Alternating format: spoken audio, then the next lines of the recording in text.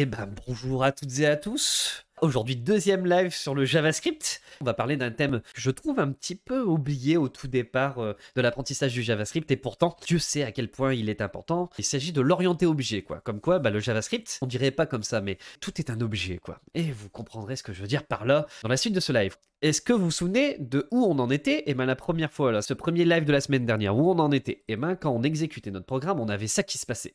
On avait ce phénomène où on avait ici un quiz qui était posé, si vous vous souvenez bien. Et dans ce quiz, eh ben on demandait donc l'âge du capitaine, à savoir, eh ben ici la réponse était 42. Et puis après, quelle est la différence entre un pigeon? Eh ben la réponse, si je me trompe, si je m'égloue, alors que c'est le numéro 3. Et puis qu'ici, je mets la bonne réponse, à savoir qu'est-ce qui est jaune et qui attend? Eh ben c'est Jonathan. Et bien, qu'est-ce qui va se passer? J'avais même fait en sorte d'avoir une quatrième question avec ça fait quoi 1 plus 1? Et la réponse, merci Jean-Claude Van Damme, la réponse c'est bien la 2, donc 11 et ça c'est beau. Et ça me disait 3 réponses sur 4 correctes. Très très bien. On avait même mis en place un top départ comme ça, où on en avait même 2. Et on avait donc ça comme code, si vous vous souvenez bien, on avait quelque chose comme ça, où on avait créé un ensemble de questions. On avait un top départ, on en avait 2, un qui comptait de 10 jusqu'à 1, puis peu. Puis il y en avait un qui comptait de 5, et qui décomptait jusqu'à 1 et feu. Et puis après, on avait ce phénomène où on venait regarder si la réponse était bonne, etc. Et on enchaînait comme ça les questions. Sauf que ce code, on peut l'améliorer. Et pour l'améliorer, je vais commencer par continuer tout simplement, tout de suite après, ce qu'on avait fait la dernière fois. Je vais enchaîner parce que si vous vous souvenez, la dernière fois, on avait terminé sur une explication de ce qu'est une fonction. Voilà. Dans l'algorithmique de manière générale, une fonction, ça permet de répéter un même code, sauf qu'on va faire en sorte de le rendre plus modulaire, plus adaptable. Voilà. Ça veut dire qu'on pourra répéter un même code, mais avec des paramètres particuliers, quoi. Et c'est ça qui va nous intéresser. Je vais recréer mon projet de A à Z parce que vous verrez que est-ce que vous vous souvenez de mon schéma de la dernière fois, à savoir, vous savez, je vous ai parlé de MVP, de minimum viable product, comme quoi en informatique, on va essayer de passer d'une version à peu près correcte à une version encore mieux, et une version encore mieux, et ainsi de suite, et ainsi de suite. On ne va pas publier tout d'un coup, on va pas sortir une version nickel de bout en bout. Non, on va venir incrémenter les choses. Et donc, j'avais pris un petit schéma. Donc nous, la semaine dernière, faut imaginer qu'on avait fait un truc qui ressemble à un skate. Voilà. Donc ça veut dire que on avait des fonctionnalités, c'était fonctionnel, hein, notre application à la fin, c'était propre et puis ça a marché, mais on peut toujours améliorer. Notre objectif justement, ça va être de transformer aujourd'hui ce skate en trottinette, quoi. Voilà. Et donc, moi, je vous propose de créer cette trottinette à partir du skate, mais en améliorant. Et donc, c'est pour ça que je vais créer un nouveau projet. Et ce nouveau projet, je recrée donc le fichier index.html. Je vais d'ailleurs l'appeler livejs2, voilà, parce que c'est le deuxième. Et je vais lier ça avec un script JavaScript. Voilà. Hop, et ce script JavaScript, je vais l'appeler app.js. Et ce script, je vais venir le créer juste à côté. Comme ça, je sais que lui, au moment de rencontrer le navigateur, là, vu qu'il accroche ce app.js va s'exécuter, quoi. Et c'est parti. Comment ça va se passer? Je vais vous faire un petit rappel d'abord de la fois dernière, à savoir une fonction. Donc si vous vous souvenez, nous on avait notre objectif, c'était de pouvoir avoir plusieurs top départ. En fait, si vous vous souvenez, on avait fait quelque chose comme ça où on avait plusieurs top départ et avec l'opportunité de pouvoir adapter ce top départ ici, de dire moi je veux compter de 5 jusqu'à 1. Ou alors, après, c'est de refaire un top départ. Il faut imaginer que le premier ne nous suffit pas. On veut compter une deuxième fois. Et là, on aurait un top départ qui s'exécute, mais en comptant de 3, quoi. Et donc, une fonction, ça va se passer comment? C'est qu'on a besoin de la définir. Voilà, la définition de la fonction permet de pouvoir répéter un même code plusieurs fois, quoi. Donc, ça veut dire que si ici, je fais un console.log coucou, voilà, vous verrez qu'à chaque fois que je vais venir, appeler cette fonction là, à chaque fois que je viens appeler cette fonction et avec les parenthèses, ce qui va se passer, c'est que dans ma console va bien s'afficher à chaque fois coucou. Alors c'est bien ici montré avec le fait qu'il y en a 2. Donc ça veut dire qu'il y a bien 2 fois coucou d'affilée, quoi. Et puis le truc c'est qu'on peut adapter ma fonction pour qu'il y ait un paramètre. Par exemple, on pourrait donner un prénom ici. Si je donnais un prénom du style, je sais pas moi, Marie Cunégonde, que le deuxième ça serait la fripouille, voilà. Et là, ce truc-là, on va pouvoir le récupérer avec un paramètre ici. Comme on va pouvoir récupérer le paramètre ici en donnant un nom, là, vous voyez, Marie Cunégonde, on va vouloir que ça soit envoyé dans une variable qui sera propre à la fonction. Et d'ailleurs, cette variable, on appelle ça du coup un paramètre, quoi. Et on peut totalement en profiter de cette variable pour, bah, par exemple, l'utiliser dans le corps de notre fonction, quoi. Et ça veut dire qu'à chaque fois qu'on va appeler notre fonction, bah, ça va s'exécuter, mais avec cette donnée qui va venir se mettre dans la variable ici, voilà, dans le paramètre, quoi. Et donc ça fait bien un coucou Marie-Cunégonde et un coucou la tripouille, voilà. Donc ça, et ben ça c'est un début. Mais. Le fait est qu'on peut avoir autant de paramètres qu'on veut. Donc ça veut dire que si ici, par exemple, je donne un âge, je sais pas, moi, par exemple, Marie-Cunégonde aurait 24 ans et la fripouille en aurait 37, et ben c'est totalement possible d'avoir plusieurs paramètres comme ça. Ça veut dire faire un truc du style coucou plus prénom, et puis après aller plus loin et dire un truc du style tu as, et puis son âge, quoi. Voilà, c'est totalement possible de faire quelque chose comme ça. Et là, vous verrez que et ben, à chaque fois, là, cette donnée là, va s'envoyer, puisque c'est en première position bah, dans le premier paramètre. Et là, c'est pareil, deuxième position dans les parenthèses, donc envoyé dans le deuxième paramètre, quoi. Et quand on vient exécuter, et ben, ça va ressembler à ça. Un coucou Marie-Cunégonde, tu as 24 ans, et un coucou la fripouille, tu as 37 ans. Et je pourrais à chaque fois faire ça pour chacune de mes fonctions, quoi. Quand vous allez appeler votre fonction et que vous allez transmettre une donnée ici, ça c'est ce qu'on appelle un argument. Et quand vous l'avez dans la définition de la fonction ici, c'est un paramètre.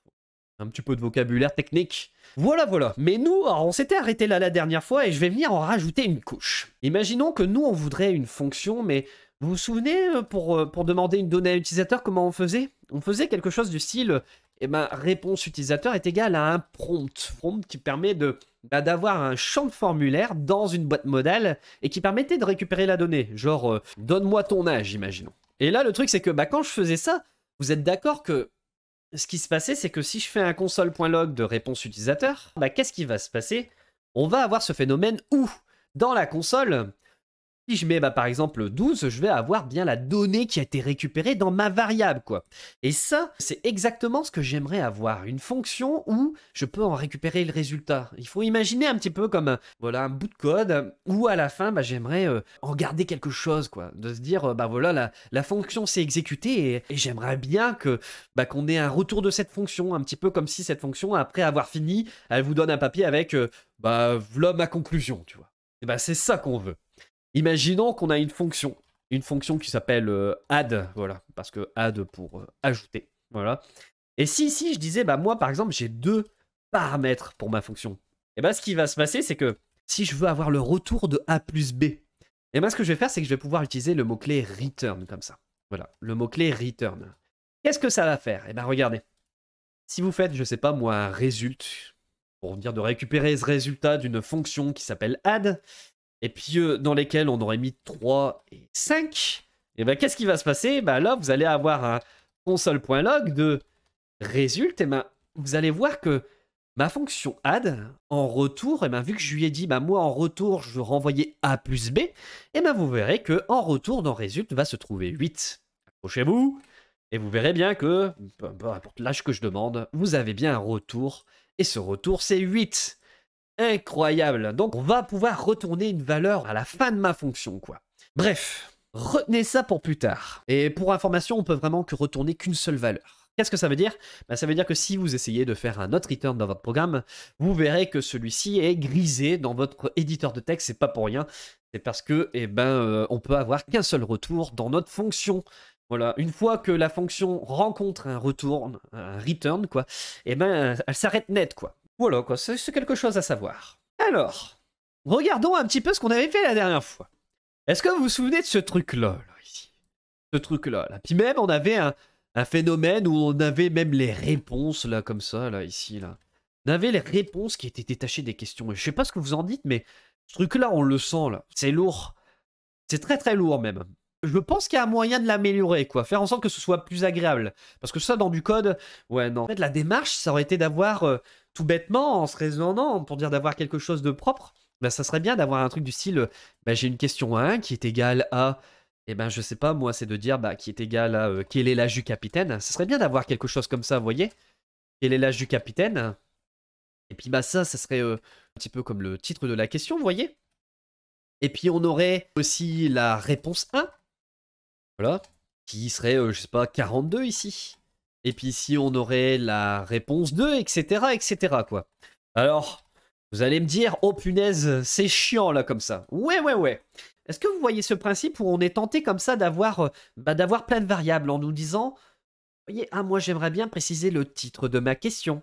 Et puis me préciser une réponse pour ma question et une deuxième réponse et une troisième réponse. Et j'aimerais bien avoir ce phénomène où bah, j'aimerais bien préciser ici que, eh ben oui, en fait, par exemple, cette réponse-là, là, c'est la première qui est correcte. C'est celle-là où je vais dire oui, ça c'est vrai, celle-là elle est correcte. Que vous voyez ce délire où en fait on est tenté d'avoir de regrouper les choses dans, bah, dans un petit peu comme dans des ensembles quoi pour que ça soit plus aéré dans notre tête, se dire bah c'est bête mais ma question en fait elle a un titre et ma question elle a quoi, elle a des réponses et il s'avère que moi mon objectif ça serait bien c'est que pour chacune de mes réponses et ben chacune de mes réponses ait un contenu par exemple bah, 42 mais chacune des réponses pourrait bah, notifier si elle est correcte ou pas, en fait. Ça peut être intéressant, là. Comme ça, d'avoir ce phénomène où on vient regrouper mon ensemble. Et le truc, c'est que, et même, on pourrait penser que mon quiz serait un ensemble à lui-même, quoi. Par exemple, mon quiz, et ben lui, il aurait quoi? Bah, lui, il aurait plusieurs questions, quoi. Voilà un petit peu comment on réfléchirait. Ça serait d'avoir des ensembles et des ensembles, quoi. Un petit peu comme si, bah voilà, en fait, j'avais. Bah, mon quiz, c'était un regroupement de questions, voilà. Donc ça, il faut imaginer que ce sont des questions que chacune de ces questions eh ben, ait un titre. Ça, c'est une autre question qui aurait un titre. Et ça serait une autre question qui aurait un titre. Un petit peu comme des ensembles comme ça. Et que chacune de mes questions, là, soit un sous-ensemble aussi, quoi. Vous voyez qu'avec ce phénomène où chacune de mes questions, bah, c'est quoi? Bah, c'est un titre. Et puis, bah, c'est pareil, ça va être un sous-ensemble, quoi. Moi, je pense qu'en faisant quelque chose comme ça, on va avoir quelque chose de plus sympa, quoi. Et là, ce serait bah, des réponses, quoi. Voilà. Une réponse et puis une autre réponse. Chacune de ces réponses, ça serait bien que, pour moi, ça serait bien qu'ils aient eh ben, un contenu, voilà, un contenu, et qu'ils aient aussi, bah, du coup, est-ce que cette réponse en elle-même est correcte, quoi?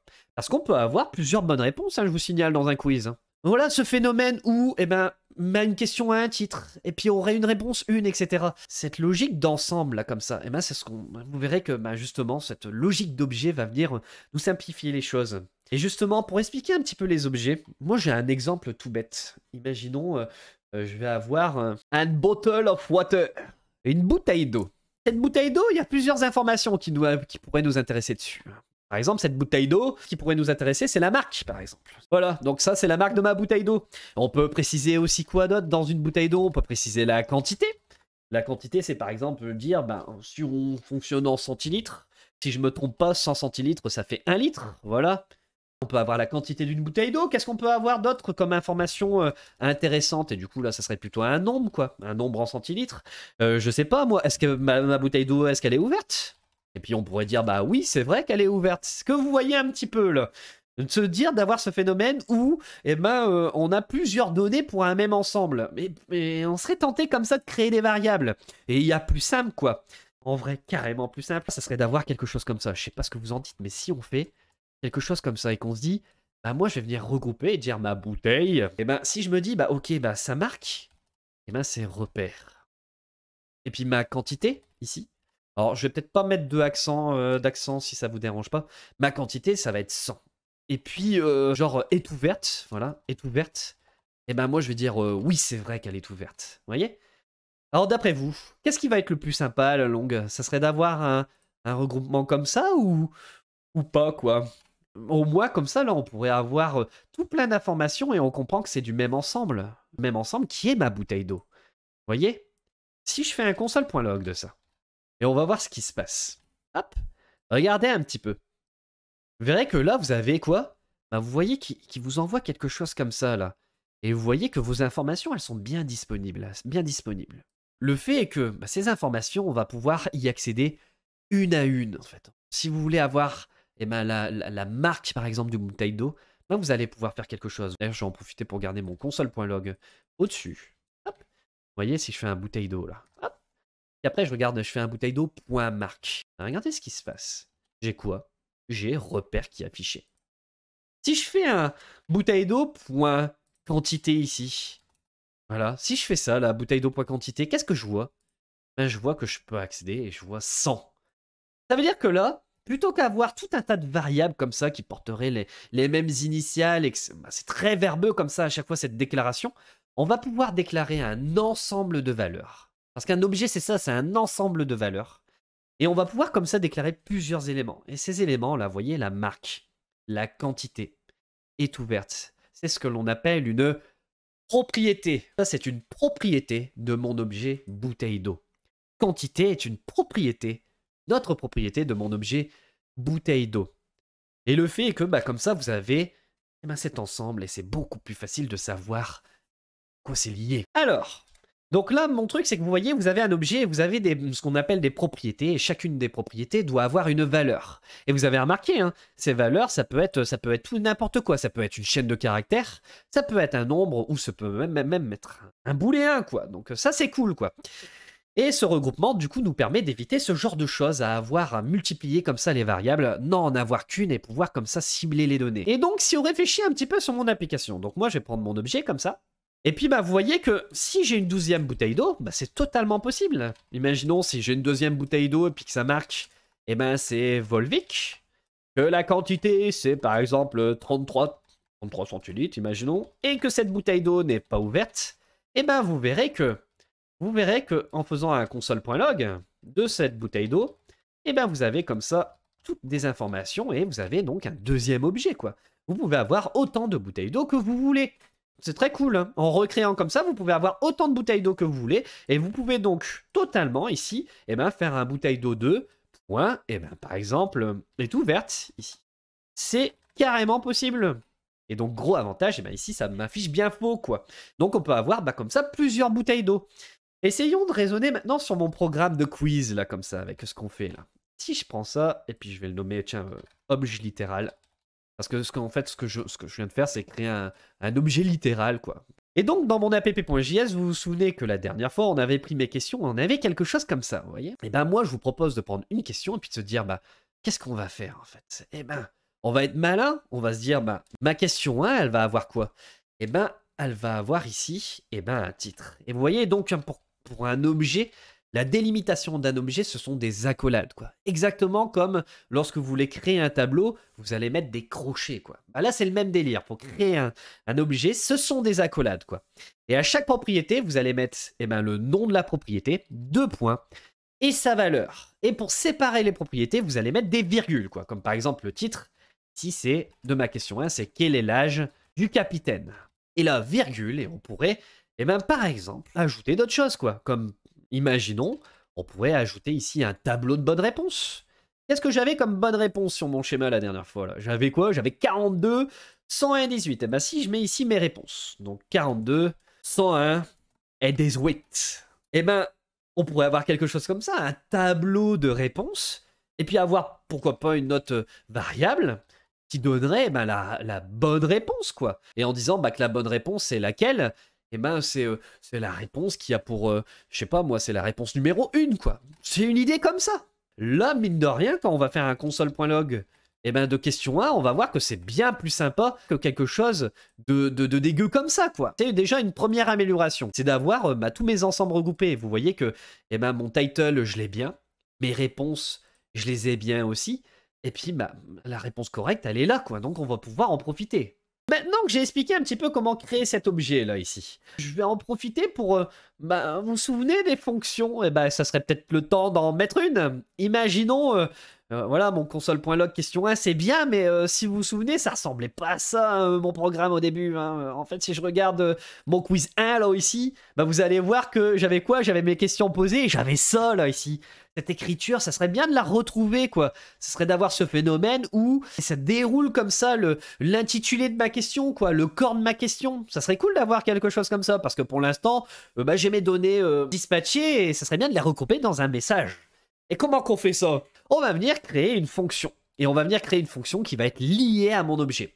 Truc de dingue, parce qu'on peut donc avoir des propriétés, donc des variables dans une variable, quoi, dans un objet. C'est ça, une propriété, quoi. Et on peut avoir des fonctions. Et une fonction dans un objet, ça s'appelle une méthode. Et voilà, alors c'est parti, créons notre méthode, on va l'appeler getBody. Et getBody, ça va être quoi? Nous, cette fois, on va dire que la valeur de getBody, c'est une fonction, quoi. Notre objectif de la fonction getBody, ça va être d'arriver à quelque chose comme ça. Voilà. Alors, comment qu'on va faire? Ce qu'on va faire, c'est qu'on va venir récupérer le titre de ma question. On va commencer par, moi je vous propose de créer une variable que l'on va appeler body. Voilà, je vais venir créer une variable dans ma fonction et puis cette variable body, ça va être mon message qui va être composé de toutes ces choses, quoi. En disant bah, que ma variable body, c'est quoi? Bah, ça va être, au début, on va commencer par récupérer le titre, puis on va mettre un coup d'anti-n pour que ça passe à la ligne. Voilà, souvenez-vous, hein, le anti-n signifie new line, voilà. Et ce qu'on va faire, c'est qu'on va agrandir cette variable body avec des données, quoi. Et mon but, ça va être de faire quoi? Ça va être de faire en sorte que pour chaque réponse, eh ben, je vais venir agrandir mon message. On va utiliser une boucle et on va dire quoi? Bah, qu'on va démarrer à l'indice 0 parce que si vous vous souvenez bien, mon tableau, je vais avoir un tableau avec 3 éléments. Voilà, on va avoir 3 éléments qui est mon, mon 42. Après, j'ai quoi d'autre? Mon 101 ici.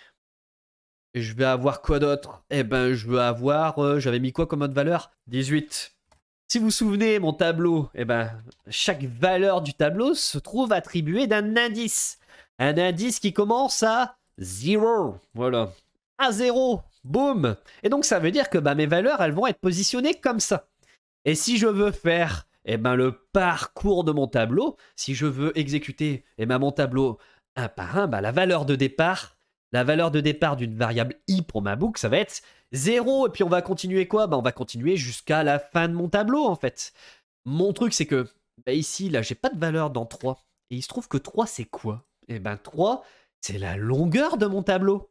Et si vous vous souvenez bien, pour avoir la longueur d'un tableau en JavaScript, ça va être eh ben, mon tableau.length. Et bien ici, là, si je fais en sorte que ce soit qu'on continue tant que mon i est strictement inférieur à 3, et ben ça va faire pour i égale 0, pour i égale 1 et pour i égale 2. Bah, ça me semble nickel comme ça. Et ben du coup, c'est ce qu'on va faire. Là, on va venir ici dire, ben, je vais avoir mon i égale 0 et je vais continuer. Et ben tant que mon tableau de réponse...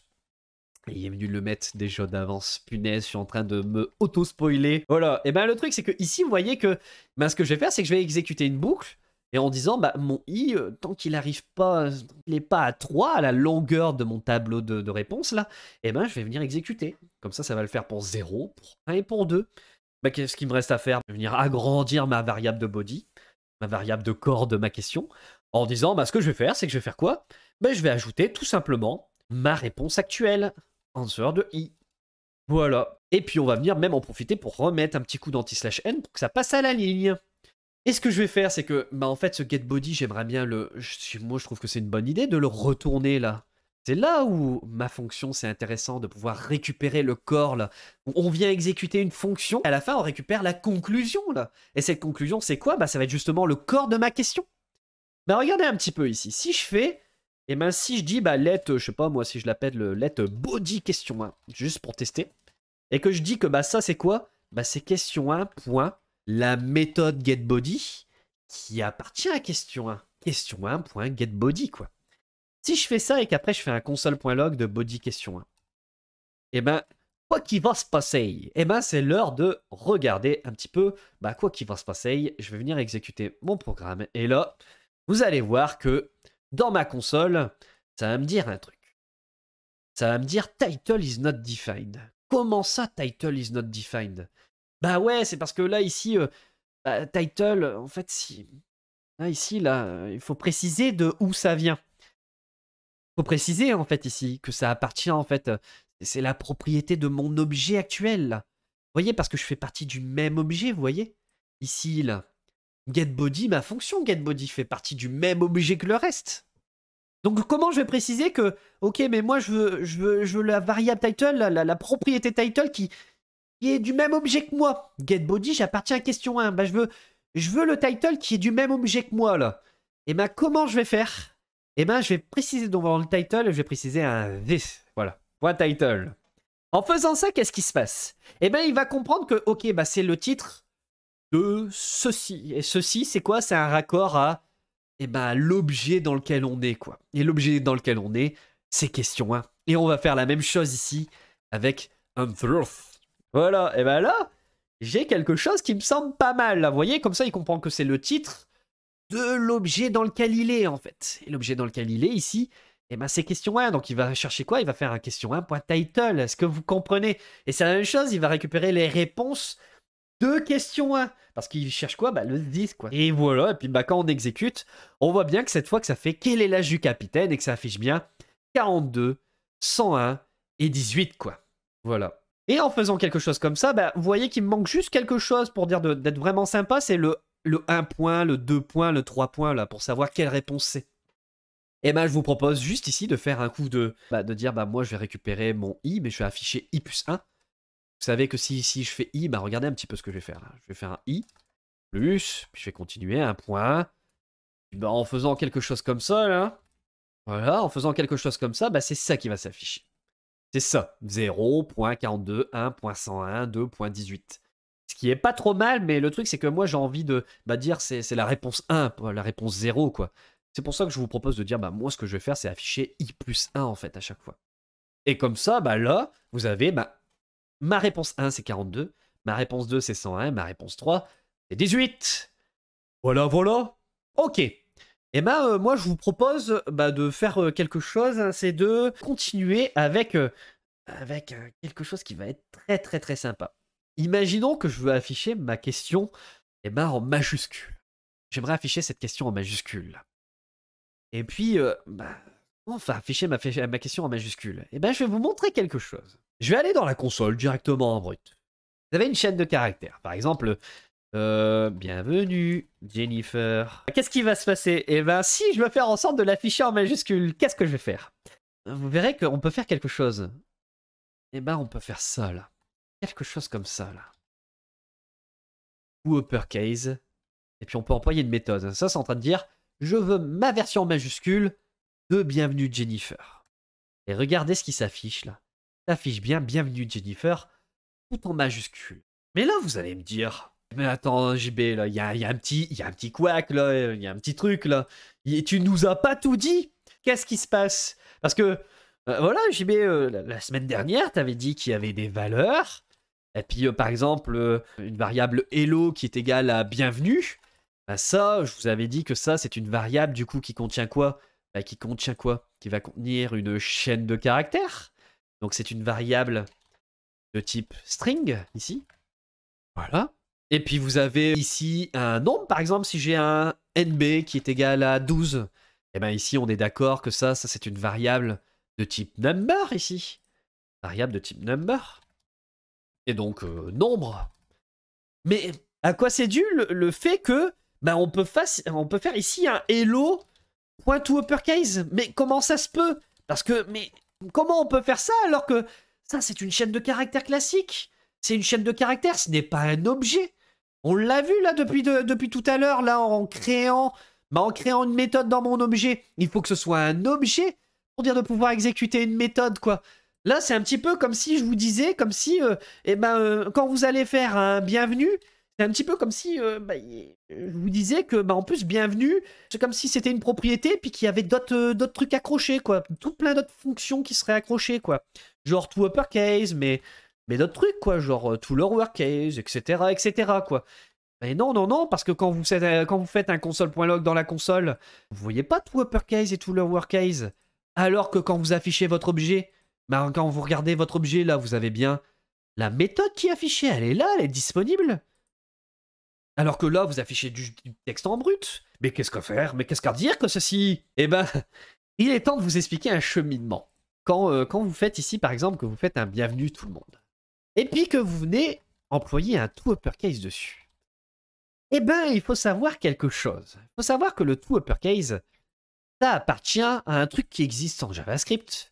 Et qui, voilà, il y a des objets en JavaScript, il y a des objets déjà de base. Et puis, on a des valeurs de type string, mais il y a aussi des objets string, comme ça. Un objet avec un string en majuscule. Voilà, avec la première lettre en majuscule, désolé. Et bien, ce string, là, ici. Cet objet string, c'est lui qui a la méthode toUpperCase. C'est lui, là, c'est l'objet string, là.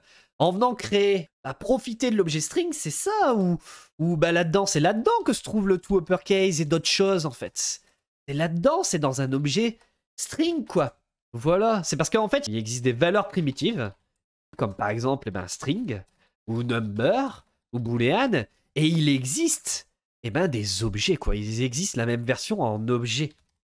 Et donc, l'objet, ici, ça sera string, et puis number, et puis boolean, quoi. Qu'est-ce que ça veut dire? Ça veut dire que les valeurs primitives, là, ici, string, number, boolean, et ben, en fait, il y a une même version dans JavaScript, version objet, quoi. Et ce sont ces versions objets qui possèdent des méthodes en plus, quoi, qui possèdent des fonctionnements en plus dont on va pouvoir profiter, quoi. Et il s'avère que quand je fais mon bienvenue tout le monde, point to uppercase, il y a plusieurs choses qui se passent. De manière interne, sans que vous en rendiez compte, mais absolument. En fait, vous allez avoir ici, en JS, ce qui va se passer, c'est que quand vous allez employer une méthode, là, quand vous allez faire sur une valeur primitive, comme par exemple une chaîne de caractères classique, si vous faites un point to uppercase dessus, qu'est-ce qui va se passer? En JavaScript, automatiquement, en JS, automatiquement, votre valeur primitive est transformée temporairement en objet. Voilà. Et donc, qu'est-ce que ça fait? Ça, du coup, ça va venir débloquer temporairement les méthodes qui appartiennent à cet objet, quoi. Ça veut dire que si c'est une chaîne de caractères, il va s'occuper de le transformer en objet, mais avec une majuscule, quoi. Et donc, ça va venir débloquer toutes les méthodes qui y sont liées. Et puis, qu'est-ce qu'il va faire? Du coup, il va s'arranger pour venir ici. Il va faire quoi? Il va exécuter cette méthode sur l'objet, quoi. Sur l'objet, il va venir exécuter cette méthode sur la valeur de l'objet, sur la valeur liée à l'objet. Et puis, à la fin, sans qu'on ait de se préoccuper de quoi que ce soit, ce qui va se passer, c'est qu'il va venir retourner le résultat de cette méthode et retransformation en valeur primitive. Voilà, c'est ça que ça dit en fait. En gros, ce qui se passe, c'est que sans que vous ayez, sans que vous ayez à faire quoi que ce soit, au moment où vous allez faire un bienvenue point to uppercase, ce qui se passe, c'est qu'il y a ce phénomène où, de manière discrète, est fait un new string de bienvenue. Voilà. Et puis est exécuté sur cette truc. Hein, voilà, je vais l'appeler TMP, quoi, pour dire que c'est une nouvelle chaîne. Voilà. Et puis en fait, il va se passer que TMP, ça va être égal à lui-même point to uppercase. Et puis à la fin, qu'est-ce qui va se passer? C'est qu'il va venir garder, là en fait, il va venir d'une certaine manière ne garder, là, de ça, là, ne garder que, que la valeur, quoi, primitive. Donc autrement dit, bienvenue comme ça. C'est ça qui fait que le JavaScript est un langage très puissant. C'est que vous avez des valeurs primitives, mais ces valeurs primitives ont aussi une version objet qui ont des méthodes liées, et à chaque fois que vous allez sur une valeur primitive, donc une chaîne de caractères classique, si vous employez une méthode qui appartient à sa version d'objet, automatiquement le JS, il va venir transformer votre valeur primitive en objet très temporairement et très très rapidement, hein, vous vous en rendez pas compte. Il va venir exécuter cette méthode sur la valeur, et à la fin, il va venir retourner que la donnée primitive de ça, quoi. Donc ça va passer de chaîne de caractères à objet string à rechaîne de caractères, mais modifié. Si vous pigez un truc comme ça, c'est très très bien parce que cette explication, elle nous permet de comprendre, de comprendre la logique interne du JavaScript, quoi. Voilà. Et cette logique interne, c'est ça. En JavaScript, tout est potentiellement un objet. Voilà. Et donc, ici, si je fais un let body, puis je dis, tiens, moi, je vais afficher ma question en majuscule, vous savez qu'ici, il y a juste à faire un to uppercase, et que là, sans que vous vous en rendiez compte, au moment de l'exécution, il y a chaîne de caractères, transformation objet, retransformation en chaîne de caractères, mais modifiée en majuscule. Et là, si j'actualise, vous voyez que j'ai bien quel est l'âge de capitaine en grand. Maintenant que j'ai fait ça, là, vous voyez ici, là, on a des réponses de base. Mais moi, je vous propose, tiens, pourquoi pas de venir comme ça, là, ici, de venir créer une nouvelle réponse dans ma question. Voilà, c'est peut-être une idée à la con, mais pourquoi pas après tout. Imaginons que je vais venir créer une nouvelle réponse à ma question. Ce que je vais faire, c'est que moi, j'aimerais bien ici ajouter une nouvelle réponse très rapidement, quoi. Comment je vais faire ça? Je vous propose de créer une autre fonction. Voilà. On passe, on fait une petite virgule, et puis on va venir créer une autre fonction. Je vais venir mettre une fonction que je vais appeler add answer. Et puis là, je vais pouvoir ajouter une nouvelle réponse. Et qu'est-ce que je vais faire? Ici, je vais venir ajouter une nouvelle réponse. Il y a deux façons de faire. Imaginons que je vais ajouter une nouvelle réponse, et puis là, tiens, voilà, ça c'est ma réponse. J'aimerais l'ajouter là à la suite dans mon tableau. En fait, j'aimerais bien faire quelque chose comme ça, quoi. Question 1, point. Je veux ajouter une réponse, et ma réponse, ça va être par exemple 42 118. Je vais mettre 11 en référence au meilleur. Voilà. Imaginons que je vais faire comme ça. Je vais ajouter une réponse à ma question là. Une réponse qui vaut 11, quoi. Comment on va faire là ici? Comment on peut ajouter un élément dans mon tableau à la fin de mon tableau? Il y a deux possibilités. La première possibilité, c'est de faire quelque chose du style, eh ben, vous voyez que j'ai mes réponses là ici, bah, je vais faire un coup de this.answers ici, et puis de dire, j'ai combien d'éléments là, vous voyez? Vous vous souvenez, hein? Alors, imaginons là ici, si j'ai un tableau avec 3 éléments. Eh ben, qu'est-ce qui se passe? Eh ben, si je veux ajouter une autre partie là ici, là, si je veux ajouter une autre partie, bah, je vais venir faire quoi? Je vais venir dire, bah, moi je vais faire sur mon tableau, je vais faire tableau crochet de 3 est égal à une valeur, quoi. Ça va marcher. Regardez, si je fais un this.answers et puis que je fais ici la longueur de mon tableau, parce que c'est ça la longueur de mon tableau, c'est 3 quoi.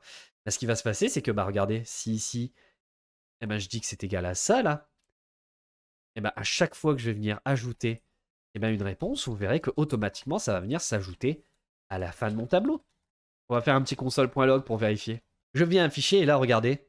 Regardez dans mon tableau là combien j'ai de réponses maintenant. Ben, j'en ai 5. 42, 101, 18, 11 et 22. C'est cool, non? Mais il y a une façon plus propre de faire. La meilleure manière de procéder pour ajouter un élément à la fin de mon tableau, ça va être de passer par push. Ici, si je fais hop, je vais venir commenter ça, parce que ça, en fait, il y a une façon plus propre de l'écrire, ça serait de faire un point push ici. Hop, et là, on peut ajouter mon item, là, ici, là, mon élément, mon answer. Pourquoi? Parce qu'en fait, je suis en train de dire que je veux pousser dans mon tableau de réponse. Vous voyez? Ce push, ça veut dire pousser à la fin, quoi. Mettre une valeur à la fin de mon tableau. Et cette valeur, c'est quoi? C'est la valeur que je transmets, là. Et regardez un petit peu, là, quand je fais ça. Hop, j'ai quoi? Eh ben, j'ai bien 5 réponses. Ça marche tout aussi bien, quoi. Le point push. Et là, au moins, du coup, vous comprenez, quoi, ce qui se passe, là, ici, avec le point push. Parce qu'à la base, c'est juste un tableau classique. Vous comprenez quoi avec le point push? Eh bien, qu'il y a tableau, transformation en array avec une majuscule. Array, ça veut dire tableau en français. Voilà. Voilà. En gros, ce qui va se passer, c'est que vous allez avoir une transformation d'un tableau classique en objet de type array qui possède des méthodes comme la méthode push. Et puis après, transformation en tableau primitif, en tableau classique, quoi. C'est ça qui est cool. Et des méthodes de tableau, il en existe tout plein.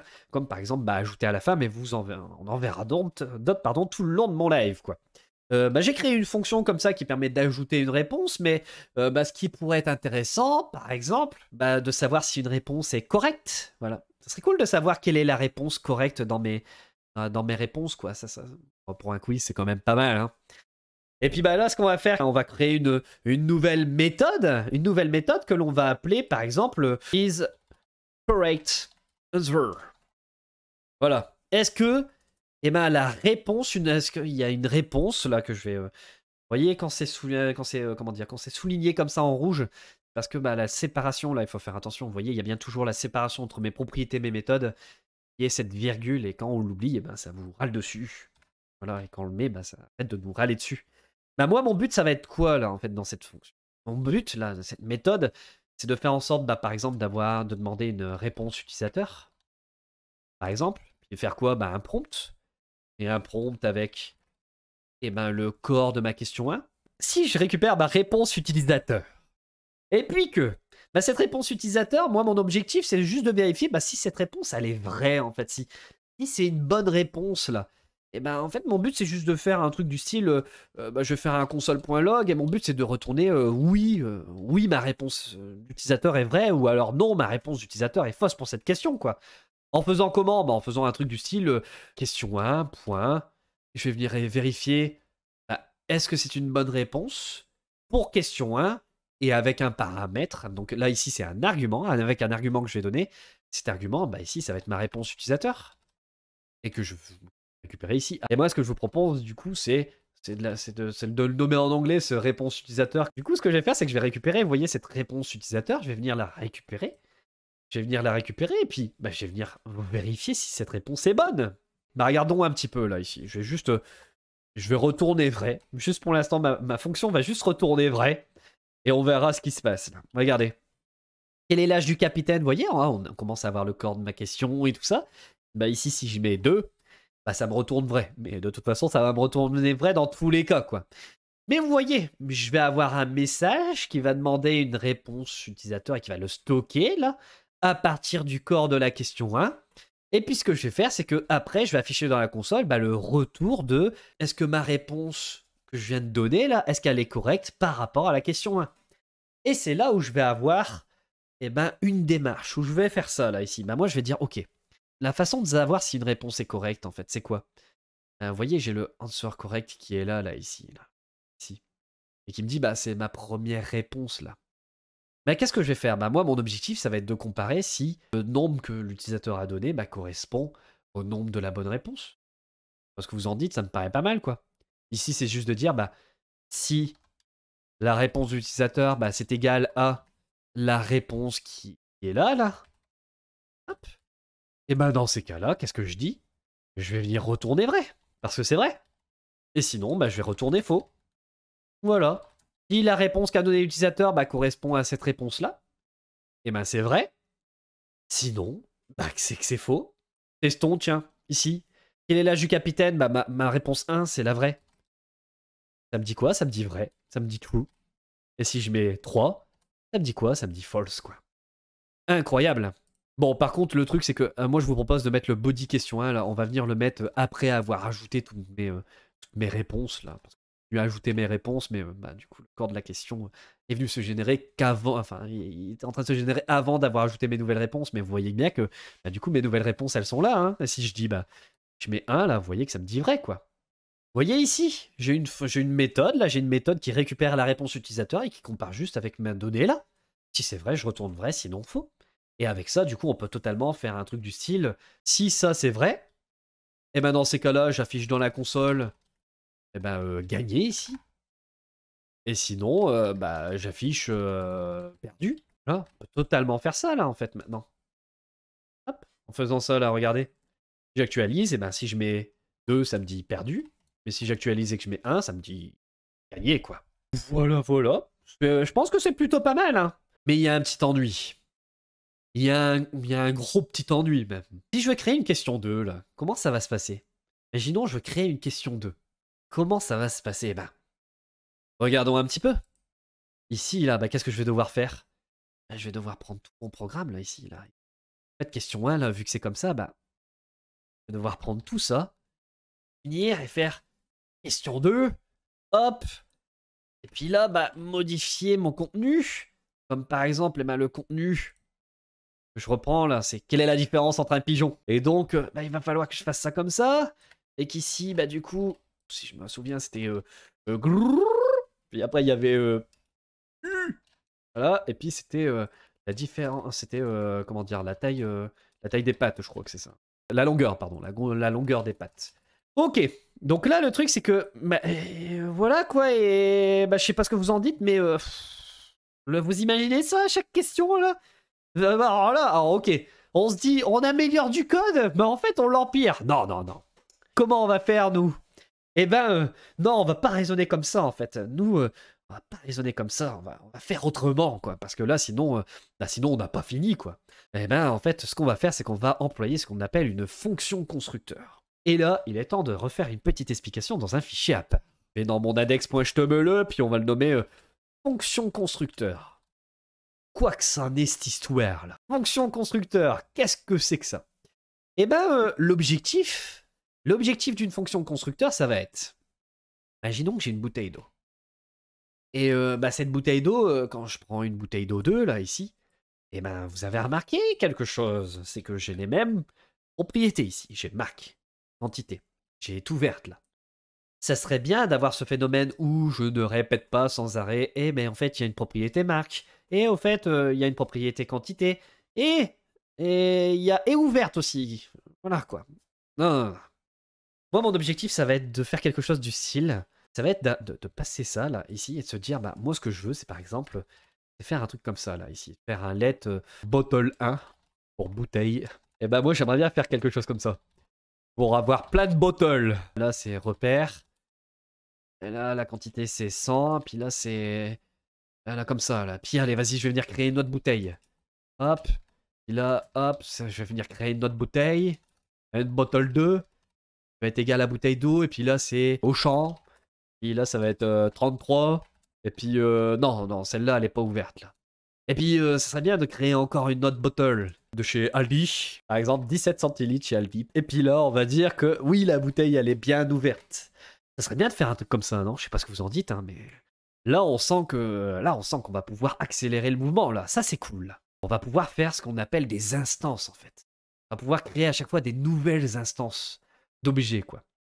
Et comment ça va se passer? Ben, en fait, ce qu'on va faire, là, on va venir, bah, moi, mon objectif, c'est d'arriver à ça à la fin. Et donc, ici, eh ben, je vais faire une fonction. Je vais venir faire une fonction qui va s'appeler bouteille d'eau. Et vu que mon objectif, ça va être une fonction qui va venir construire des objets, d'où le nom, hein, fonction constructeur, incroyable. Et ben, vu que c'est une fonction qui va venir construire des objets, vous voyez que à chaque fois qu'on va venir construire des objets, on va appeler ça une instance, en fait. Et comment ça va se passer? Et ben, le truc, c'est que nous, on va faire ça. On va dire, ok, en fait, ma bouteille d'eau, elle va avoir une marque. Et puis, ça va être égal à quelque chose. Et puis, je vais avoir une quantité qui va être égale à quelque chose aussi. Puis, je vais avoir une nouvelle propriété qui est ouverte et qui va être égale à quelque chose aussi. Et vous voyez que là, j'ai des arguments pour ce moment-là où je viens faire une nouvelle bouteille d'eau, là. Et bien, si on les récupère ici, comme par exemple ma marque, et puis ici, la quantité, ici, est ouverte, là, on va pouvoir faire ici, la récupérer. Par exemple, repère, ça va venir se mettre dans marque. Bah, du coup, si on fait un this.marque qui est égal à marque, si je fais ici un this.quantité qui est égal à quantité va venir se mettre dans quantité. Et si ici, bah, le est ouverte, là, va venir se mettre dans cette propriété, quoi, dans ce paramètre. Et si on vient le mettre ici, voilà. Et moi, je vous propose, je vais venir ici faire des console.log. Hop, là. Et ici, une troisième. Voilà. Ok, alors là, maintenant que ça c'est fait, ben, regardez un petit peu. Cette fonction-là, dont le but va être de construire un objet. Vous voyez qu'à chaque fois, les propriétés, je fais un this point à la propriété, je lui attribue une valeur, quoi. Et une valeur qui va être conçue, là. Vu que c'est une fonction, je peux transmettre des paramètres, des arguments, quoi. Des arguments. Et ce mot-clé new, ça va permettre de créer une nouvelle instance de cet objet, quoi. Regardez un petit peu le résultat au final. Vous avez quoi? Là, il vous dit que vous avez des objets de type bouteille d'eau. Et avec quoi? Avec marque qui est égale à repère, est ouverte qui est égale à true, quantité qui est égale à 100. Et là, vous avez quoi? Est ouverte qui est égale à false, marque qui est égale à Auchan, quantité 33. Et là, marque Aldi, est ouverte true, quantité 17, quoi. Ça, c'est cool. Et qu'est-ce que ça veut dire? En fait, ça veut dire qu'il y a un principe, là. Sans que vous le voyez, il y a quelque chose qui se passe ici. C'est que là, ici, en fait, d'une certaine manière, ce qui se passe, c'est que sans que vous en rendiez compte, vous avez une génération d'un objet, quoi. Vous avez la génération d'un objet qui se passe. Vous avez, sans qu'il y ait le besoin de le dire ici, en fait, au moment où vous faites un new bouteille d'eau, là, ça vient vous générer un objet. Et puis, en fait, c'est comme ça, là, ça vient configurer chacune des propriétés, là, comme ça. Et puis, sans que vous ayez besoin de le mettre, à la fin, il y a un retour. Un retour qui est sous la forme d'un objet, quoi. Et cet objet, donc, on peut totalement en profiter, quoi. Exactement comme d'habitude. Si ici, vous faites un console.log de bottle 1.quantité, vous verrez que exactement comme tout à l'heure, quand on était venu créer notre bouteille d'eau de manière littérale, exactement comme quand on faisait ça, et bien là, vous verrez que vous pouvez accéder à chacune des propriétés. Là, vous voyez, j'accède bien aux 100 centilitres, là, ici. Ça veut dire que très rapidement, on va pouvoir créer plein d'objets comme ça. Et la bonne nouvelle, c'est que s'il y a une méthode dans cet objet, comme par exemple une méthode qui est afficher marque, voilà. Voilà. Imaginons que je veux afficher un message avec la marque du style, la phrase genre McDo, I'm loving it, quoi. Voilà, ou venez comme vous êtes, etc. Et ben, imaginons que je veux faire quelque chose comme ça. Qu'est-ce que je vais faire? Je vais dire, ok, moi, je vais venir créer une nouvelle variable. Et cette variable, ça va être quoi? Ça va être une fonction, une méthode, comme par exemple qui affichera en console 10.marque et puis plus. C'est trop bien. Et bien, ce que vous allez pouvoir faire, c'est qu'avec ça, là, et bien, regardez, si je fais un bottle 1.marque, et puis ici, un bottle 2.marque, et ici, un bottle 3.marque, et bien, vous voyez que, et ben, cette fois, là, cette méthode, là, elle est présente chez tous mes objets, quoi. C'est pas marque, pardon. C'est quoi? C'est afficher marque, désolé. Afficher marque. Je rectifie. Hop, hop, hop. Regardons un peu dans ma console. Qu'est-ce que ça fait? Repère. C'est trop bien. Auchan. C'est trop bien. Et ben voilà, je vais pouvoir afficher mon slogan comme ça. Hop. Vous voyez, ça marche nickel, quoi. Moi, je vais aller dans mon app.js et je vais venir rectifier ici. On va pas faire de let question 2. Non, non, non, non, non, non, non. Mieux, mieux, mieux. On va ici faire un quoi? On va faire un function. Eh ben, on va dire faire un function question. Je vous encourage à mettre une potshot majuscule. Cette fonction question, on vient mettre eh ben, des parenthèses. Et puis, bah, on va venir rectifier tout ça. This.title va être égal à... Ben, pour l'instant, ça, mais on va venir rectifier. This.answers est égal à... Et on va venir mettre point virgule. Et c'est pareil, là, ici. La même chose pour cette réponse correcte. On va venir transformer comme ça notre objet en fonction constructeur, quoi. This.getBody qui est égal à fonction. Ici, c'est pareil. This.addAnswer qui est égal à fonction. Et this.isCorrectAnswer qui est égal à ça, quoi. Là, et ben la bonne nouvelle, c'est que ici, si je fais un let question 1 est égal à new question, ben, je vais pouvoir créer comme ça, new question. On va pouvoir créer une nouvelle question comme ça, là, ici. Cette nouvelle question, par contre, on est d'accord, hein, ces valeurs-là, là, on aimerait que ça soit... ça dépende de la question, quoi. Donc, je vais mettre la valeur là, ici. Ça, pareil, ça change, ça. Mettre là. Là, c'est pareil, là. Hop, virgule. Et voilà, quoi. Hop. Et ben, qu'est-ce qui va se passer? Ben, en faisant ça, et ben, ici, là, je récupère quoi? J'ai 3 paramètres, et ben, je pose de les mettre là. Title, réponse, est-ce que c'est correct? Et les attribuer à mes propriétés. Title, answers, et answer correct. Voilà. Et ben, maintenant qu'on a fait ça, je vais venir actualiser. Hop. Et là, vous voyez que, bah, quel est l'âge du capitaine? Bah, si je mets 42, bah, tout a l'air de fonctionner comme on veut, quoi. Yes! Et ça veut dire que si ici, là, bah, je continue et que je fais un question 2, et ben si je fais un new question 2. Et puis ici, bah, par exemple, on vient profiter de ma question, à savoir ma question, donc c'est quelle est la différence entre un pigeon? Hop, si ici, je viens mettre ça, hop, quelle est la différence entre un pigeon? Que je viens attribuer des valeurs. Alors les valeurs, hop, on peut passer à la ligne comme ça. Hein. Les valeurs, ça va être glou, U et la longueur des pattes. Donc glou, U et la longueur des pattes. Et puis que je dis que la bonne réponse, ben, c'est la 3. Ici, si je fais ça comme ça, je vais pouvoir faire un coup de récupérer à nouveau la réponse de l'utilisateur et dire, bah, moi je veux questionner ma question 2. Voilà, je vais venir questionner ma question 2 en disant, bah, et refaire un question 2.getBody ici, tout simplement. Voilà. Et puis je vais faire en sorte de récupérer ce petit truc là. Ça permet de dire, bah, si ma question 2 elle est correcte, et bien dans ces cas-là, je vais afficher gagné ou perdu. Regardons. Quel est l'âge du capitaine? Bah 42 c'est bon. Si je fais 2 là, ça me dit perdu. Et si je réessaye, si je mets 3, ça me dit gagné. Ça va venir nous faciliter les choses. Mais c'est encore un peu verbeux quoi. Maintenant que ça s'est fait, le fait est que il est temps d'améliorer les choses, mais vachement, vachement, vachement, quoi. Moi, je vous propose d'améliorer les choses. Parce que là, ça c'est verbeux encore. Là, il est temps d'améliorer. Vous vous souvenez au tout début ce que j'ai dit, là, ici? Un quiz à plusieurs questions. Et ça serait cool. Ça serait cool de pouvoir faire un new quiz. Et puis faire un quiz.addQuestion. Je sais pas ce que vous en dites, non? Ça serait une bonne idée. Allez, on va faire ça. Allez, on s'y jette. Imaginons ici, je fais un function quiz. Voilà. Imaginons que je fais un function quiz là. Puis moi, mon objectif, c'est que au début, je vais avoir un tableau de questions. Et que ce tableau de questions, il est vide. Mais qu'est-ce que je peux faire en fait? Je vais replier mon question ici. Ce que je vais pouvoir faire, ça va être d'ajouter mes questions en fait. Je vais prendre tout mon programme là ici. D'ailleurs, je vais prendre tout ça. Je vais prendre tout ça. Je vais le mettre dans un dossier V1. Voilà. Puis comme ça, là, mon programme que j'avais avant, je vais le garder. Puis on va venir essayer de réfléchir à ce que... Et moi, mon but, c'est de faire ça, là. Avoir ces ensembles, et des ensembles, et des ensembles. Mon quiz, j'ai envie qu'il a des questions. Donc, qu'est-ce que je vais avoir?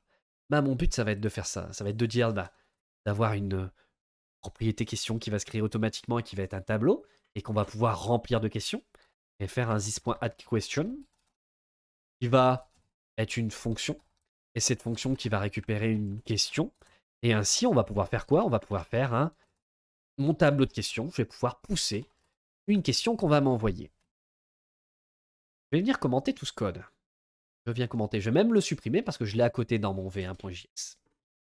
Je vais juste faire ça, là, ici. Qu'est-ce qui va se passer? Une fois que j'ai fait ça, mon but, c'est que je vais le lier à mon quiz, là, ici. Je vais faire quoi? Moi, avant, je vais dire, moi, je vais créer un quiz. Et je vais dire, voilà, je vais créer mon nouveau quiz. Et puis, à la fin, je vais y lier ma question. En faisant un quiz, point. Je vais ajouter une question comme ça. Si je fais ça, et puis que je fais un petit console.log de mon quiz, regardez un petit peu ce qui se passe. Le console.log n'est pas obligatoire, hein, c'est juste pour vérifier si tout va bien, quoi. Regardez un petit peu. Si j'actualise, je vais voir que j'ai une question que j'ai créée, et puis après que j'ai fait un quiz.add question, je vois bien que j'ai quoi? J'ai une question avec dedans un tableau qui prend une question, quoi. On a un objet dans un objet. Ok, donc là, vous voyez que vous avez un objet qui se crée dans un objet. En fait, vous allez avoir des objets questions dans un objet quiz. Et ça c'est vraiment cool. D'ailleurs, même si, si vous faites un console.log de quiz au tout début, là, vous allez voir quoi? Vous allez voir que, au début, vous avez un quiz qui a un tableau de 0 questions. Et puis après, quand vous avez créé votre question et que vous l'avez ajoutée en faisant un add question, vous avez bien ici votre question qui a été ajoutée dans le tableau, là, ici. Vous voyez, vous avez un tableau de questions, quoi. Vous voyez que d'un seul coup comme ça, on a complexifié notre programme. Enfin, complexifié notre programme. On est dans le rendu, on a quelque chose qui est plus proche d'un résultat, on va dire, plus sérieux. Mais en même temps, voilà, c'est juste un objet dans un objet, quoi. En fin de compte, un tableau d'objets dans un objet. Et voilà, regardez, là, maintenant, si on fait ça, très très vite, on peut ajouter des autres questions. En faisant un let, si je fais un let question 2, et que je récupère ce que j'avais mis tout à l'heure là pour ma question 2, si je récupère ça, voilà, et puis que je dis cette fois là, ok, je vais venir l'ajouter à mon quiz après. Si je fais un quiz de add question, de la question 2, et puis qu'après je fais un console.log pour vérifier mon quiz, et qu'est-ce qui se passe? Là, vous voyez bien que vous avez maintenant un quiz avec 2 questions. Cool! Ça continue là, du coup on va pouvoir enlever tous mes console.log, mais en faisant quelque chose comme ça, je vois que je suis en train de faire quoi? Je suis en train de créer comme ça des questions et ainsi de suite, quoi. Ça, c'est une bonne nouvelle. Maintenant que ça c'est fait, je peux ajouter une 3e question très rapidement, là. Hop, on va pouvoir enchaîner la 3e question.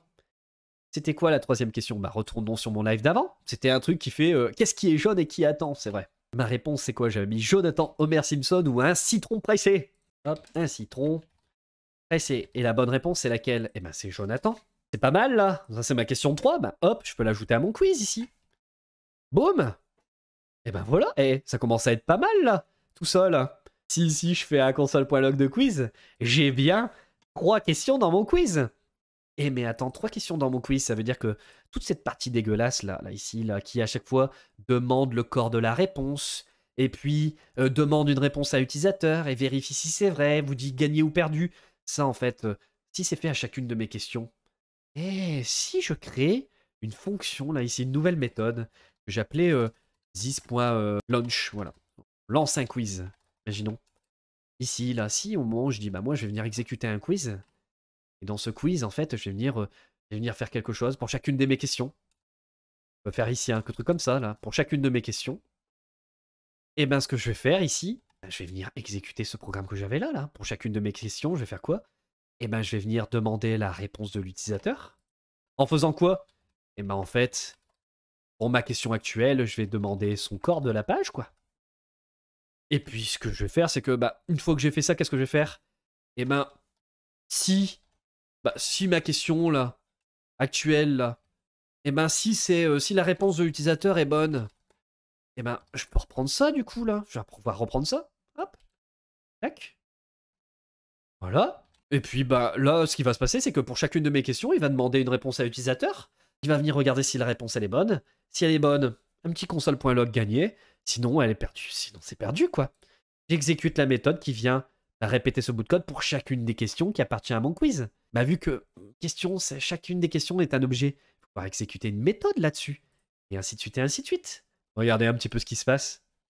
Quel est l'âge du capitaine? Bah, 1, gagné. Quelle est la différence entre un pigeon? Bah, 2, c'est perdu.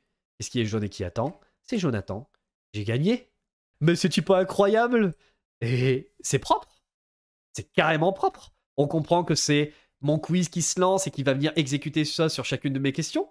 On comprend que chacune des questions, bah, on vient demander son corps, ou on vient ajouter une réponse pour elle, ou on vient vérifier si la réponse est correcte. Bah, là, on vient ajouter mes questions et lancer mon programme. Là, on a quelque chose de très sympa. Et en termes de code, beaucoup plus sympa que ce qu'on avait la fois dernière. Regardez que la fois dernière, on avait bah voilà, ça c'était assez brut de pomme là ici. Là maintenant, on a un code où on comprend. Rien qu'en lisant là, rien qu'en lisant, on comprend ce qui se passe. On comprend qu'on vient créer une nouvelle question avec ses réponses, avec celle-là qui est bonne, et on vient lancer le programme qui vient faire ça, quoi. Il me reste juste à faire quelque chose. Je vais venir ici faire un this point et je vais venir afficher les résultats. Voilà, show result. Mon but c'est d'afficher le nombre de bonnes réponses, quoi. Donc et à la fin, je vais juste afficher un message d'alerte. Ce message d'alerte, il va être sympa parce que il va venir juste m'afficher un message. Et ce message, ça va être quoi? Il va me dire un truc du style un résultat. Je vais passer à la ligne, new line, plus. Et là, je vais afficher ah ouais, mais il y a un petit truc là qui me manque là. C'est le nombre de bonnes réponses que j'ai eues. Ce serait bien d'avoir ça. Qu'est-ce que je vais faire? Le nombre de bonnes réponses, c'est pour un quiz, quoi. C'est le nombre de bonnes réponses pour ce quiz-là. Si je fais un this point, puis que je viens créer un nombre de réponses correctes, en fait, à mon programme, à mon quiz, là, ici. Si je dis que mon quiz, au début, il y a 0 bonne réponse. Et que là, à ce moment-là, je viens ici, augmenter le nombre de bonnes réponses au moment où j'ai la bonne réponse. Mais qu'est-ce qui va se passer? Nombre correct. À chaque fois que j'ai la bonne réponse, il va venir s'incrémenter, s'incrémenter. Et donc là, il me reste plus qu'à afficher le nombre de bonnes réponses. Voilà, puis en disant, j'ai X bonnes réponses sur... on va donner le nombre de questions, là, la longueur du tableau. Comme ça, on sait le nombre de questions qu'on a. Plus, et puis un espace correct, quoi. Voilà.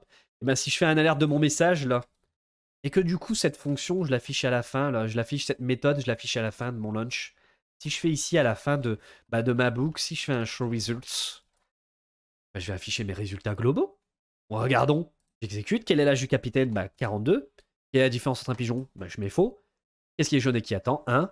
Ça me dit quoi? Ça me dit résultat 2 sur 3 correct, quoi. Et voilà, vous en avez vu des choses. Ok. Vous voyez ce for let i égale 0, i inférieur à this.question.length. Bon, est-ce qu'il n'y a pas moyen de faire en sorte que ce soit moins verbeux? Eh ben si, en fait. Regardez, tiens, je vais vous faire un petit programme pour vous montrer, une petite fonction à côté pour vous expliquer. Je vais lier à un truc qui va s'appeler for each. Pourquoi je veux créer un script qui s'appelle for each? Eh ben parce que si ici je fais par exemple, j'ai un tableau de notes. Voilà. Ah tiens, je vais mettre les notes que j'avais à peu près au lycée. 7, 3, 2, 5, 9. Et puis un coup de temps en temps, j'avais un 11. Voilà. Ouais, au lycée, c'était pas mon truc. Ok. Alors, ce qui va se passer, c'est que ici, là, il y a plusieurs façons de faire. On pourrait afficher toutes mes notes comme ça en faisant un... je vais jusqu'à la longueur entière de mon tableau, et puis je fais un console.log de note de i. Ça peut s'écrire autrement, mes gens. Ça peut s'écrire autrement. Je vais ici pouvoir faire quelque chose du style... Vous avez une méthode qui existe pour l'objet array, voilà, qui est for each. Et ce qui va se passer, c'est que le for each, ça va prendre une fonction, voilà. Ça prend une fonction, le paramètre, l'argument qu'on va transmettre à for each, c'est une fonction. Et ouais, c'est ce qu'on appelle d'ailleurs un callback, une fonction qui est appelée dans une fonction, qui est en paramètre ou en argument d'une fonction. Et ici, donc, je vais mettre une fonction. Et cette fonction, je vais venir récupérer chacune de mes notes. Parce que for each, ça veut dire quoi? For each, ça veut dire pour chaque. Donc ça veut dire qu'il va venir exécuter une fonction entière pour chaque élément dans note. Et c'est pour ça, là, cette fonction, on peut récupérer chacune des notes, là, comme ça, en paramètres. Et là, du coup, faire un console.log de notes. Vous voyez, je viens mettre une fonction en argument de ma méthode for each ici. Vous voyez, je mets une fonction. Il n'a pas de nom, d'ailleurs. Il n'y a pas besoin de mettre de nom, quoi. En fait, si vous utilisez une fonction et que vous avez plusieurs méthodes, en fait, vous pouvez utiliser une fonction comme ça sans nom, ou alors lui donner un nom comme show note. peut faire quelque chose comme ça. Voilà, vous avez plusieurs méthodes, vous avez plusieurs façons de faire en fait. Soit vous faites quelque chose comme ça, où du coup il va comprendre qu'il va venir exécuter show notes pour chaque élément de ces notes, quoi. Il va venir exécuter cette fonction, vous voyez, hein. Ça m'affiche bien tous ces éléments, quoi. Tous ces éléments, ça marche bien. Soit on fait ça, soit eh ben, on peut carrément dire, moi ce que je veux, c'est directement faire la fonction comme ça, quoi. Donner une fonction en argument sans avoir à lui donner de nom, quoi. Soit vous lui donnez un nom, mais il faut l'avoir déclaré avant, soit vous lui donnez pas de nom et c'est une fonction anonyme, mais qui fonctionnera tout aussi bien, quoi. Et ben si je fais un console.log de notes, vous verrez que j'ai 3 fois mes notes pourries du lycée qui vont s'afficher. 1, 2 et 3. Accrochez-vous, chacune de mes notes va s'afficher 3 fois. Broum, broum, et broum, nickel. Et ben regardez, si ce principe-là, on l'applique à mon fichier app.js, là. Hop. Là, regardez un petit peu, là. Ça, on va pouvoir le transformer, en fait. Je vais pouvoir le transformer comment? En disant, moi, ce que je veux faire, c'est un question.for each, pour chacune de mes questions. Je vais venir exécuter une fonction. Et quelle fonction? La fonction qui fait tout ça, là, ici. Hop. Voilà. J'ai une accolade en trop. Là, regardez un petit peu, là. Regardez comment ça se passe. Cette fonction, elle va venir s'exécuter pour chacune des questions. Et à chaque fois, en fait, chacune des questions va venir se retrouver étape par étape dans question, quoi. Ça veut dire que la première question, elle va venir se mettre là-dedans, il va exécuter la fonction. Et puis, deuxième élément, il va réexécuter cette fonction en mettant la deuxième question là-dedans, et il va venir réexécuter, et ainsi de suite. Et donc, ça veut dire qu'ici, je peux remplacer mon this question de i par question comme ça, là. C'est beaucoup plus agréable à lire. Voilà, là. En faisant quelque chose comme ça, regardons. Pour chacune de mes questions, il va venir exécuter la fonction, récupérant le corps de la question, vérifier si la réponse est bonne, et on n'a plus de question de i. Sympa, quoi. Regardez. Et si j'exécute mon programme, quel est l'âge du capitaine? 42. Et la différence entre un pigeon, si je mets u, c'est faux. Et si je mets 1 là, j'ai bien 0 sur 3 correct. Qu'est-ce qui se passe, là? Vous voyez ce 6 points nombre correct, là? En fait, il y a un petit ennui, là. Il y a un petit ennui, et c'est la dernière chose que j'explique aujourd'hui pour dire d'éviter de vous prendre la tête, c'est que, en fait, il y a un truc, là. Vous voyez ce this, là? Vous vous souvenez quand on faisait this, là? En fait, c'est en lien avec la fonction, là. La fonction, là, ici, tu vois, c'est cette fonction, là, ici.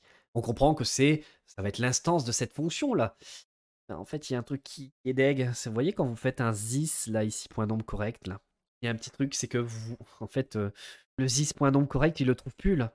Le this, maintenant, va se référencer à cette fonction-là, là. Ça va plus se référencer à cette fonction-là. En fait, le this, là, qui vient du coup, qui vient plus se coller sur mon instance de quiz, mais qui va venir se coller sur cette fonction-là, là. Comment on va éviter ça? Vous voyez quand vous avez votre for each, là, ici. Pour anecdote, votre fonction, là, ici, en fait, vous voyez, show note comme ça, là, ici. Quand vous faites un function show note, c'est pour chacune de mes notes, faire un console.log de notes, là. Ça peut s'écrire encore autrement. Ça peut s'écrire autrement. Et comment? Comme ça. Accrochez-vous, hein, mais ça, c'est la même chose que si je fais ça. Hop. C'est pour ça, d'ailleurs, que ça marche, hein. Ça, c'est la même chose. Ça, c'est la même chose que ça. Et d'ailleurs, c'est pour ça que dans mon programme, je peux faire ça, là. Un this.addQuestion est égal à fonction. C'est parce que ça, c'est une façon de déclarer une fonction. Ça, c'est une autre façon. C'est la même chose. Et là, ici, il y en a une autre encore. C'est ça. Ici, on peut faire ça comme ça. Est égal à note de... Hop là. Voilà. C'est ce que l'on appelle une fonction fléchée. Voilà. Ça, c'est la même chose que ça, qui est la même chose que ça. Pourquoi utiliser une fonction fléchée? Déjà parce qu'à l'écriture, vous verrez que quand vous faites du JavaScript régulièrement, c'est bien plus agréable de bosser comme ça. Là. Ça devient une habitude de bosser avec une fonction fléchée. Mais le gros avantage, c'est que, en fait, ici, quand vous utilisez une fonction fléchée, quand vous utilisez ce truc-là, en fait, on perd le this, en fait, de cette fonction. Ça veut dire que si ici, vous faites un console.log de this, ça va bien faire un lien avec cette fonction-là. Et c'est pareil. Si vous faites un console.log de ce this-là, ça va faire un lien. Il va détecter que c'est cette fonction-là. Par contre, si vous essayez de faire ici un console.log de this, non, en fait, vu que je suis venu appliquer une fonction fléchée, vu que c'est une fonction fléchée, le this, c'est... Wouhou, au revoir, il y en a pas là, en fait, il y a pas de this en fait. Et comme il n'y a pas de this, l'avantage c'est que si ici j'utilise plutôt une fonction fléchée, donc en gros je transforme le mot-clé function en, après ma liste de paramètres, une flèche, c'est toujours une fonction. Sauf que le this, là, vu que ça n'existe pas là, en fait, il va venir chercher le this au-dessus. Et le this au-dessus, c'est quoi? Ça va être le this de mon quiz, quoi. C'est ça qui va se passer, quoi. Voilà. Et là, si on essaye, on va voir que normalement, ça devrait marcher un petit peu mieux, quoi. Regardez, là, si je mets 2, et 2, et 1, il va me dire une réponse sur 3 correctes. Là, cette fois, le correct est détecté, là, vous voyez? Si je mets 1 pour 42 parce que c'est bon, 2 que c'est faux, et puis que 1 c'est bon, ça me dit bien 2 réponses sur 3 correctes. Voilà, vous avez une histoire de this qui vient se coller à lui-même, quoi, en fait. S'il détecte, en fait. Si c'est une fonction classique, si c'est déclaré comme une fonction classique, là, vous voyez, ou alors comme soit comme ça ou soit comme ça, le this, en fait, il va se rapporter à cette fonction-là, en fait. Il va comprendre que this, c'est moi cette fonction. Alors que si je fais un console.log de this en fonction fléchée, le this n'existe pas, quoi. Et donc, c'est ça l'avantage. Quand on vient mettre une fonction fléchée ici, quand je vais utiliser un this.nombre correct, il va venir chercher, non mais this ça n'existe pas, donc il va venir le chercher au-dessus, quoi. Et là, on est arrivé à la fin d'un bon petit programme qui est, mine de rien, avec un code bien plus avancé que la dernière fois. On verra comment jouer avec l'HTML la semaine prochaine. Et à la prochaine!